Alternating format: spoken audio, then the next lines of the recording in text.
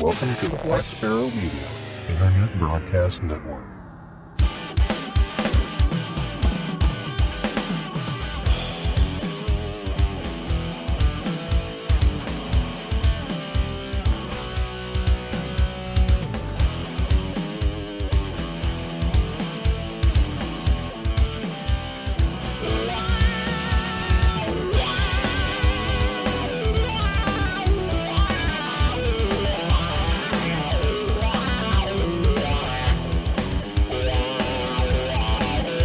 You are listening to Linux in the Ham Shack.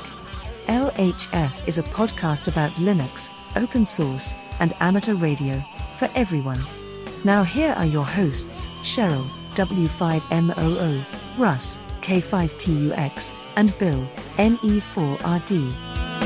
Well, hello and welcome everyone. You have tuned in to episode number 586 of Linux in the Ham Shack, the most terrific amateur radio podcast on the internet as Bill blows smoke from his cigar. You're doing it right into the microphone because we can hear it. I did not mean to. That was an accident. But anyway, I wish I could be enjoying one as well, but I did mine earlier. Anyway, let's get on with it. This is a short topics episode, so thanks for joining us tonight for that. And before we get into our topics for the evening, we'll introduce ourselves. For the On Assignment, Cheryl, W5MOO. I'm Russ, K5TUX. And I'm Bill, NE4RD. All right, so we do have several topics to topic. And I don't think we AI'd any of these this time. No AI rewriting. I rewrote my own, which means it'll probably be... I'm not sure if it's going to be better or not. I guess we'll find out, right? Absolutely. I did the same thing, so yeah. We were triggered, I guess, from that last comment. So sorry. It worked. Feedback works, people. It does work to a certain extent, absolutely. I mean, we do take constructive criticism, and I just didn't have anything that I needed it to summarize for me. I think everything else was pretty well organized. So anyway, with that, we will talk about a story that I'm sure has made the rounds on every ham radio podcast in the universe, but I suppose we should talk about it. And it's that a POTA activator died in an accidental electrocution. I've seen the name of the park and everything like 1,000 times, but I still don't know where the park is. Where was this at? Well, I'll look at that while you read the copy. All right. Trip Owens, N4NTO, is believed to have been electrocuted while working with an antenna mast during a Parks on the Air activation in North Carolina. Hams on social media posted condolences. Quote, N4NTO was a great CW op, and I had many POTA QSOs with him. His death is a reminder that even if you have over 600 activations under your belt, you always need to be alert for power lines when putting up and taking down portable antennas, said VA2NW. And the website QRPer.com posted an article about this as well and advocated for keeping safety top of mind. They said, let's honor Trip by taking antenna safety seriously and helping others do the same. Share reminders, watch out for one another, stay mindful in the field. Yeah, absolutely. This kind of thing really shouldn't happen. You really got to be careful out there. Yeah, I mean, literally, we're talking about resonance and conductivity and everything like that. And, you know, it's sad, but I think pretty preventable if you're just careful. It kind of sounded like he was there by himself, which is probably a bad idea because I kind of gathered that they found him sort of afterwards. I didn't have a lot of details in the story. So, yep, be careful out there, people. Make sure, watch out for power poles, power lines, anything that can touch your antenna. We don't want this happening to anybody else. Yeah, absolutely. Well, our next story is Q5 Worldwide Ham Radio and DX Engineering partner to keep radio amateurs engaged.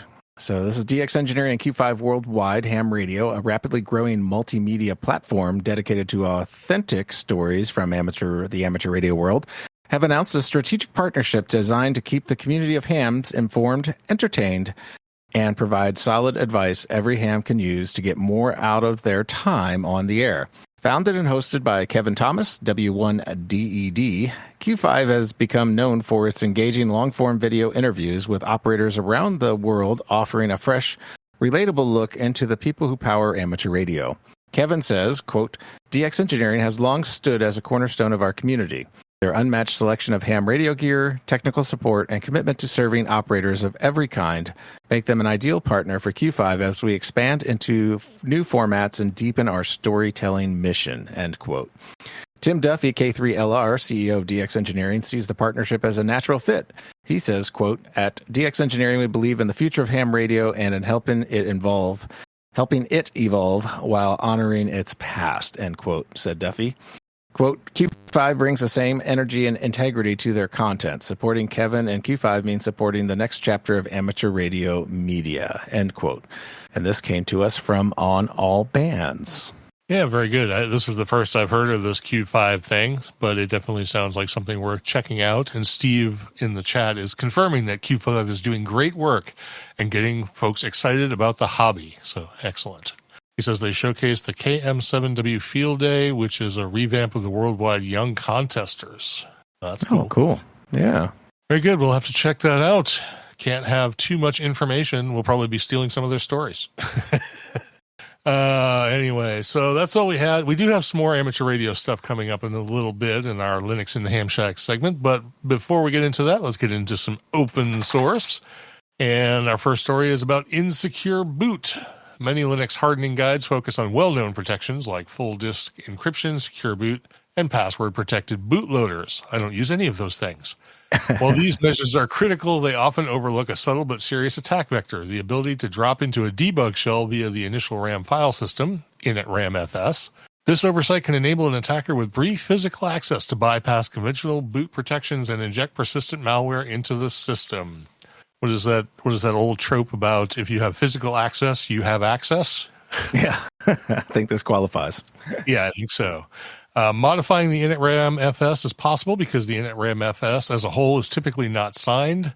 Only the kernel image and the kernel modules contained within the initramfs are signed, which prevents access to kernel mode. Simply unpacking the initramfs along... Wow, they're saying initramfs. See, this is what happens. They just... I've said initramfs more than I want to. Adding a malicious hook after decryption and repacking it is not prevented, i.e. because it's not signed or hashed or anything like that. This procedure does not alter the signatures of the kernel or its modules, obviously, because they just specified that those two things were very different. Yes. So, okay. So this came from Insinuator. That's a great, like, evil villain name, the Insinuator. Yeah, I thought so too. Yeah, I found like the hints of the initial information in other places, and I kind of wanted to find as close to like the attack vector information and stuff like that. So this is as close to the source that I could find. The article goes into details on how to actually exploit it, which of course would. Don't do this, but if you want to try to do it to your own system to see how it works. They'll definitely give you the instructions to do so there. All right. Yeah. Be the white hat guy. Test it out for your own purposes, but don't exploit people's systems. Yes. So, yeah, I'm sure we'll see some kind of patching or something like that, shortly on that. Let's see here. The next story is Linux breaks the 5% barrier. I guess this is flying fast with our hair on fire here. Perhaps with the ads that annoyed people in Windows 10 to upgrade their operating system or even their system to support and migrate to Windows 11, Linux is picking up desktop market share in the U.S. In June's numbers from StatCounter, Linux is at 5.03% share, up from 3.78% just a year ago. So it's climbing quite rapidly. The other systems tracked in there would be Windows. Windows sits at 63.2%. OS X, I know, OS X sounds weird, 16.57%. Mac OS is 7.72%. There's an Unknownium here at 4.76%, and Chrome OS is 2.71%. And they say why you see OS X might be the actual split between the Intel and ARM Mac. So, because of the signatures prior to, I think, 10.15 in Mac OS X, are the ones that are showing up here. So might be just a lot of Intel systems still out there or something like that, sitting on a version that eventually will not be supported, like like Mac does to everybody. All right, planned obsolescence. That's their motto. Well, Windows still at 63.2%. Interesting note about the nagware about upgrading to Windows 11. I think that is if I could, like, I itemize all of the things that people talked to me about at Hamvention this year, I think that would have been number one. Yes. And this is exactly why I put this in the story this way, because there was no story here. There was literally just the numbers. So I added the texture to the story with what our experience at Hamvention. And I know even in my own household, my daughter just finally upgraded her machine to Windows 11. It's like, you have no reason to not go to 11, just upgrade it. You play video games on it. Right, absolutely. Well, and since there is that TPM chip, check workaround thing, now everybody can do Windows 11. Just have to brute force it, kick it in the nuts, Yeah, and her system's new enough. She has a RTX 4000 in it or something like that, and yeah, fairly modern PC. So. For those people who are wondering, I think we have mentioned it on the show before, but Rufus is your friend for installing Windows 11 on computers that technically don't support it. Not only can you put Linux on your machine using Rufus, you can even put Windows on it. Yes, and I always keep a Windows ISO on my Rufus. Oh, now iVentoy, right? As well. I think you can do it from iVentoy. You can boot, yes, Windows ISO, like a Windows 11 ISO from iVentoy. Yes, absolutely. If you don't want to go to that extreme, Rufus. Rufus, yeah, that's your other option. All right, next we have evince, or events, is out, and papers is it. Boy. I now know what this title is. I'm glad I got to read this one. Events is out and Papers is in for GNOME 49. That was going to sound weird no matter how I read it until I actually parsed it in my brain. In a recent merge request of the GNOME project, Events was removed and replaced by its fork called Papers. Apparently, there has been some efforts over the last year and a half to attempt to get GTK4 upgrades into Events. That has mostly stalled until 2 recently. That pushed ahead this fork that already had improvements and the GTK4 support. There is a blog article from the author of the fork, aptly entitled On How to Fork a GNOME Core App Without Meaning to Do So, that lays out the timeliness that made this possible. There's a link in the show notes to the blog entry about this and to the source that's hosted over there on GitHub. The merge request, actually. Oh, the pull request or whatever? Yeah, whatever it is. Yeah.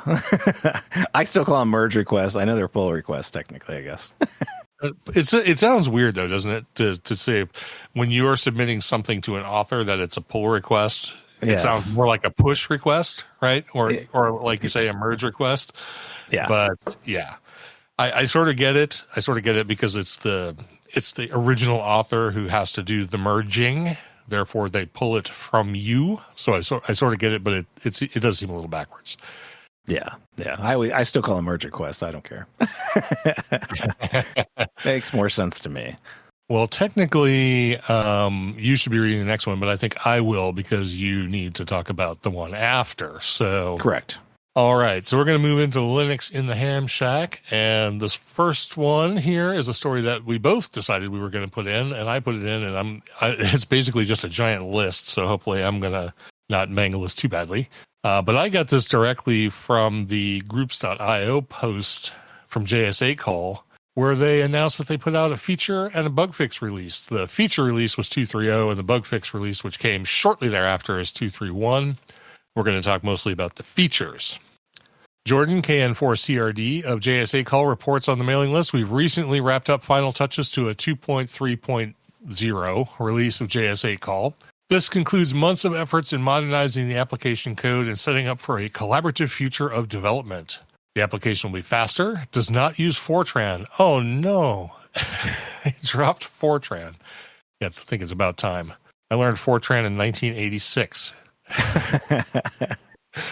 Dropping the shared memory requirement, it uses Qt 6, so the UI will continue to match the System OS design styles, etc. Thanks to all who participated in this release. I'm sure the next one will be even better. I'm sure it will. So some of the features included in the 2.3.0 release. We won't worry about the bug fixes. You can read about those clicking on the link in the show notes. They do, of course, mention the migration to Qt 6. 64-bit only now, so no 32-bit. HamLib was updated to 4.6.2 to support a wider range of radios. No longer uses Fortran or requires shared memory segments. However, if you use WSJTX, you still have to have the shared memory requirements. UI performance and layout are improved, particularly on high DPI displays. UDP reporting API now supports multicast. PSK reporter improvements include TCP connections and eliminating redundant spots. In line with WSJTX, JSA call will transmit spots more frequently during solar eclipses as part of the Ham-Sci Festivals of Eclipse Ionospheric Science thingamadoodle. You can read more about that in the actual story here. There's also some audio device management improvements, including an improved methodology. Devices that disappear temporarily are retained, unless you choose a different one. And audio devices are not enumerated until an audio settings dropdown is opened to avoid blocking behavior. And one thing they specifically noted was the group messaging enhancements, including users can now right-click on a group name to store and retrieve group messages. You can store messages in a group inbox. If no directed messages are present, sends ID of the next available group message using query message. And send them.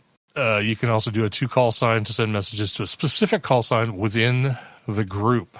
That's something I'm not super familiar with because I haven't used JSA call in a month of Sundays. So might have to look back at that. Though I'm sure they do QSO parties like once a month or something, right? So I believe so, yeah. They have a JS8 call party. Yeah, I'm going to get back into using that. I've been stuck on FT8 too long. Going to try doing something else. I mean, even though it's sort of the same thing underneath, but, you know. Well, anyway, 2.3.1 was released just a mere couple of days ago. So if you're into JSA call, make sure you got the latest release and give it a shot. And now Bill's going to follow up on our deep dive from last time, the SDR plus Brown. Yeah, I just wanted to mention, in addition to our chat, we kind of blew past the SDR view or web SDR view as one of the options because it's quite different than how the Kiwi SDR connection works. So, like where the Kiwi SDR allows you to connect to one SDR server out there and listen to whatever you want with that small bandwidth. For as long as you want, as long as they don't kick you off or whatever. WebSDR view is a little bit different. You can manually add multiple waterfalls all in at once using the WebSDR view.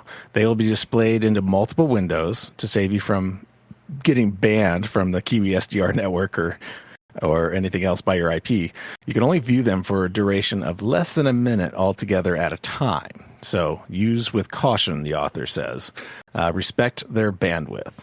And this is specifically mentioned to be used for self-monitoring of your own transmission. So it allows you to press the soft tune button and observe your signal on multiple remote web SDRs at the same time and give yourself an estimate of propagation and your antenna properties.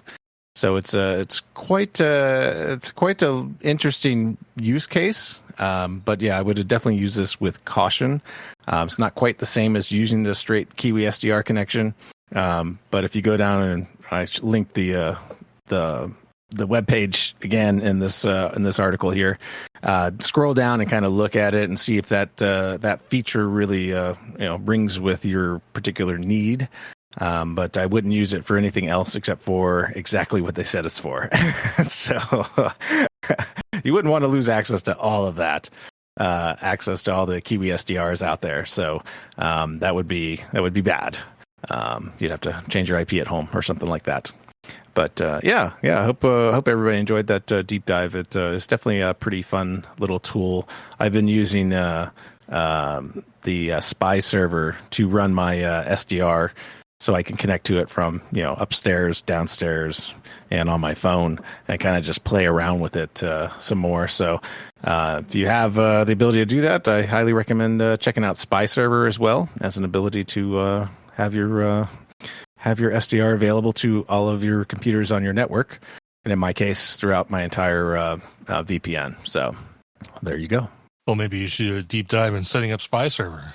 Yeah, it's real easy. I don't know if it'd be terribly deep dive, but we might be able to mention it maybe in the next episode of Short Topics, and we'll do it in the LHS section. I think it's only about a 10-minute discussion or less. So, all right, that sounds good. I'd be interested in it for sure. And as far as the SDR++ Brown deep dive from the last episode, Tim KD0UU in the chat before we even started said the previous Linux in the Ham Shack was excellent nerdiness. Nice. No pun intended, right? Of course.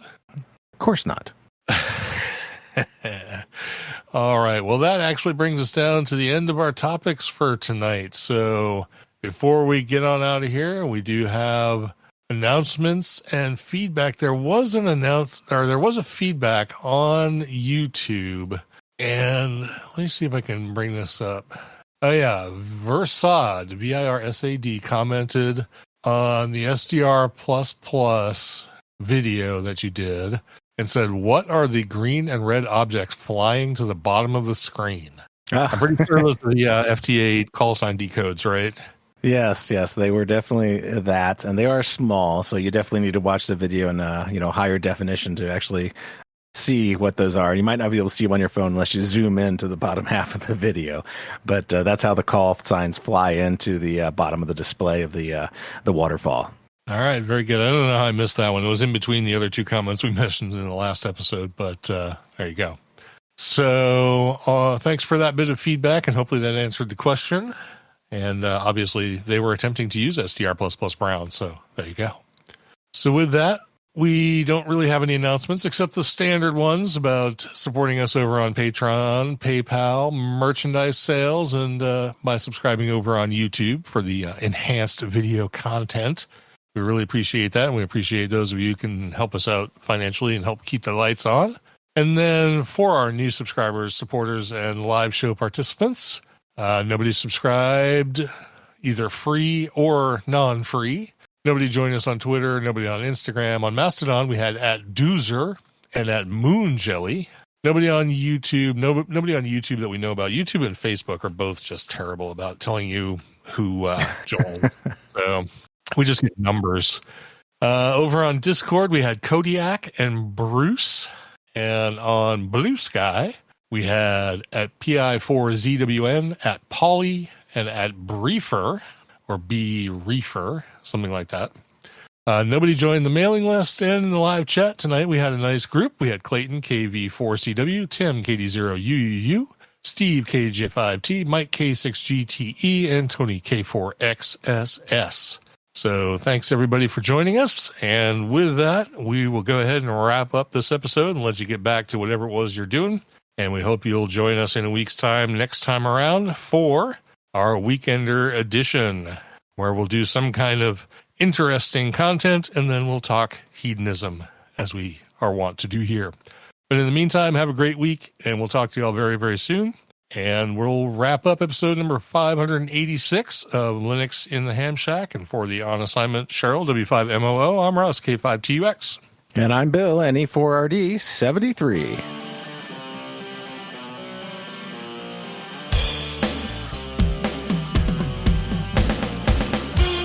Thank you for listening to this episode of Linux in the Ham Shack. LHS is a community-sponsored podcast. Live recordings are Sunday nights at 8 o'clock Central Time. Our homepage can be found at lhspodcast.info. You can support the podcast via Patreon at patreon.com/LHS podcast. We're also on Discord, Facebook, Instagram, YouTube, and Mastodon. Contact us via email at info@lhspodcast.info or via voicemail at 190954777469. That's 1909 LHS show. We also have merch. So until next we meet, remember to always heed your hedonism.